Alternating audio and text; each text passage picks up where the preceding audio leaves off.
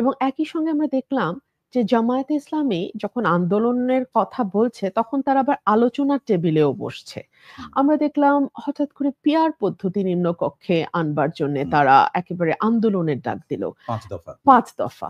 এখন আবার আমরা লক্ষ্য করছি যে তারা নতুন করে এখন বলছে যে গণভোট হবে, ঐক্যমত জুলাই সনদ বাস্তবায়নের জন্য যে ঐক্যমত হয়েছে সেটার যে গণভোটের কথা একমত হয়েছে দলগুলো, সেই গণভোটটা হতে হবে নভেম্বরে। সো এই যে একবার এক এক রকম দাবি নিয়ে সামনে আসা, এটা কেবলমাত্র যে সাধারণ মানুষের মধ্যে কনফিউশন তৈরি করছে তাই নয়, আমার ধারণা জামাতের নিজের মধ্যেও, নিজের দলের মধ্যেও নেতাকর্মী যারা হয়তো লোয়ার টায়ারে কাজ করছে তাদের মধ্যেও একটা ধোঁয়াশা তৈরি করছে। আমি নিজে নির্বাচনী ভোটের মাঠে কাজ করছি আজকে প্রায় 10 বছরের কাছাকাছি। আমি 2016 সাল থেকে আমি ব্রাহ্মণবাড়িয়া 2 আসনে কাজ করছি। সো আমি একেবারে ডোর টু ডোর যখন নক করছি, মানে কারণ ভোট এখন চলে এসছে, আমি মানুষের দরে দরে যাচ্ছি, দরজায় দরজায় যাচ্ছি, কথা বলছি, উঠান বৈঠক করছি, আর জনসমাবেশগুলো তো আছেই। সেখানে আমি বোঝার চেষ্টা করছি যে এই যে সংস্কারের কথা বলা হচ্ছে, পিআর এর কথা বলা হচ্ছে, গণভোটের কথা বলা হচ্ছে, জুলাই সনদের কথা বলা হচ্ছে, যেগুলো ঢাকা শহরে মনে হচ্ছে হট কেকের মতো ভীষণ গুরুত্বপূর্ণ। আমার এলাকার মানুষ বা প্রত্যন্ত গ্রামের মানুষ, ভোটার, তারা কিন্তু বিষয়গুলো নিয়ে একদম চিন্তিত নয়।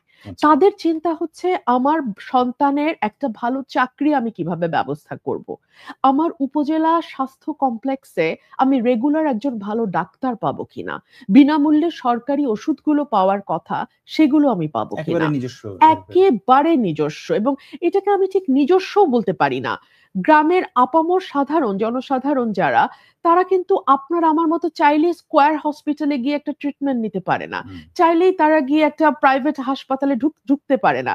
আপনার আমার মতো তাদের কোনো জব সিকিউরিটি নাই। তাদের ছেলেটা হয়তো ম্যাট্রিক পাস করেছে, এরপর আর পড়ানোর সামর্থ্য নাই, সেই ছেলেটা কোথায় যাবে, কি কাজ করবে, কোথায় গেলে কারিগরি প্রশিক্ষণ পাবে, কোথায় গেলে তারা একটু দক্ষ জনশক্তি হিসেবে গড়ে উঠতে পারবে, এগুলো তাদের চিন্তা। বিশ্বাস করেন গণভোট নিয়ে তাদের কোনো মাথা ব্যথা নাই, পিআর তো তারা বোঝে না। আমি অনেককে প্রশ্ন করেছি যে পিআর বলতে আসলে কি বোঝেন, ওরা তাকিয়ে থাকে, ওরা বুঝতে পারে না। ওরা মনে করে আমি এতদিন এলাকায় কাজ করেছি, ওরা আমাকে ভোট দেবে, ওরা এটা জানে যে ফোন করলে আমি রুমিন আপাকে পাই, আমি রুমিন আপাকে ভোট দিতে চাই, এইটুকুই ওরা বোঝে। ওদের বোঝার ভোট দিয়ে প্রতিনিধি, হ্যাঁ একদম। আর মার্কার সাথে, মার্কা তো ভীষণ গুরুত্বপূর্ণ বাংলাদেশে, ভীষণই গুরুত্বপূর্ণ, এবং সেই সঙ্গে এখন যতটুকু সচেতনতা তৈরি হয়েছে, যেটা আমার আন্ডারস্ট্যান্ডিং, কারণ 16তেও আমি কাজ করেছি, 25এও আমি কাজ করতেছি, সো আমি ডিফারেন্সটা যেটা দেখি, 10 বছর আগে মার্কাই চূড়ান্ত, কলা গাছ দাঁড়ালেও মার্কাতেই তারা ভোট দেবে। এখন আস্তে আস্তে প্রার্থী গুরুত্বপূর্ণ হয়ে যাচ্ছে। ইয়াং জেনারেশন যেটা তৈরি হয়েছে বিগত কয়েক বছরে, যারা হয়তো কোনোদিন কখনো ভোট দেয় নাই, তারা কিন্তু মার্কা নিয়ে সচেতন। হ্যাঁ নিশ্চয়ই, পারিবারিক ভাবে যদি তারা ধানের শীষের ইয়ে হয়, তারা ওইদিকে টিল্টেড থাকবে, নৌকার হলে ওইদিকে টিল্টেড, কিন্তু একটা ইয়াং ফোর্স তৈরি হয়েছে যারা প্রার্থীকে নিয়ে খুব খুব চিন্তিত। বুঝতে পারছি যে তাদের এই দাবিটার সাথে আপনি যেটা বলতে চাচ্ছেন, আমার মনে হয় যদি ঠিক বুঝে থাকি, যে জাতীয় নির্বাচনের আগে তারা যে নির্বাচনের দাবি করছে সেটার সঙ্গে আসলে মাঠের মানুষের সম্পর্ক নাই, সেটি আপনি আপনার মতামত। কিন্তু আমার প্রশ্নটা হচ্ছে এই দাবিটা সামনে নিয়ে আসার মধ্যে দিয়ে কোনটা, দুটো জিনিস বলা যায়, একটা হচ্ছে বিএনপির প্রতি কোনো চ্যালেঞ্জ কিনা, আর আরেকটা হচ্ছে তারা মূল যে নির্বাচন সেটিকে পেছাতে চায়, এরকম মতামত অনেকে দিয়েছেন, আপনি সেটি মনে করেন কিনা? আমি এটার মধ্যে তাদের ইনসিকিউরিটি দেখি। কেন ইনসিকিউরিটি? ওরা খুব হাইপ তুলেছে কিন্তু সামাজিক যোগাযোগ মাধ্যমে গত 1 বছর 2 মাস সময়ের মধ্যে, 14 মাসে, মানে এই সরকার ইন্টারিমের সময় মনে হয়েছে যেন মানে বাংলাদেশে আর কোনো পলিটিক্যাল পার্টি নাই, আর কোনো পলিটিক্যাল পার্টির মধ্যে কোনো অনেস্ট নেতা নাই, আর কোনো পলিটিক্যাল পার্টির মধ্যে কোনো যোগ্য শিক্ষিত সৎ নেতা নাই, সব জামাতের।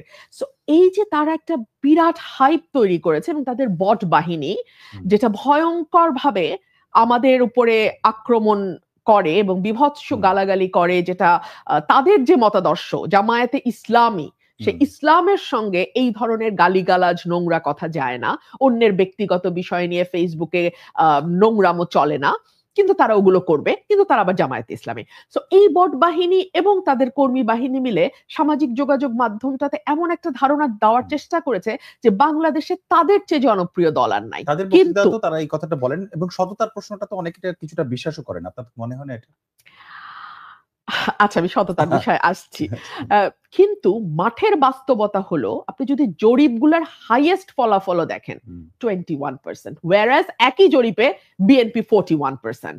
সো তারা দেখে, এবং এই জরিপে এই যে 21%, তার মানে অনেকগুলো আসনে কিন্তু তারা মার্জিনালিও হেরে যাইতে পারে।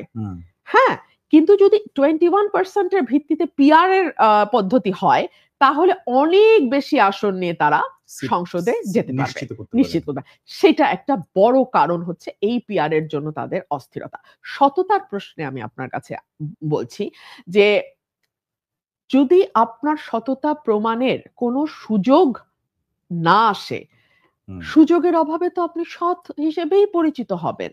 জামাত তো কখনো বাংলাদেশে এসে সুযোগ পাওয়ার কথা বলছেন। হ্যাঁ, কারণ আপনি দেখুন, গভর্নমেন্টে না থাকলে কিন্তু সেই অর্থে বাংলাদেশে আপনি বিরোধী দল, আর বিরোধী দল মানেই হচ্ছে হেন কোনো নির্যাতন নাই যেটা আপনার উপরে হবে না।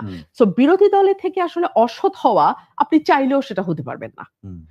এখন এই জামাত যে সততার কথা বলছে, আমি বিশ্বাস করতে চাই, কেন থাকবে না? জামাতে নিশ্চয়ই অনেক সৎ প্রার্থী আছেন, কিন্তু তারা তাদের সেই সততা প্রমাণের সুযোগই তো পান নাই কখনো।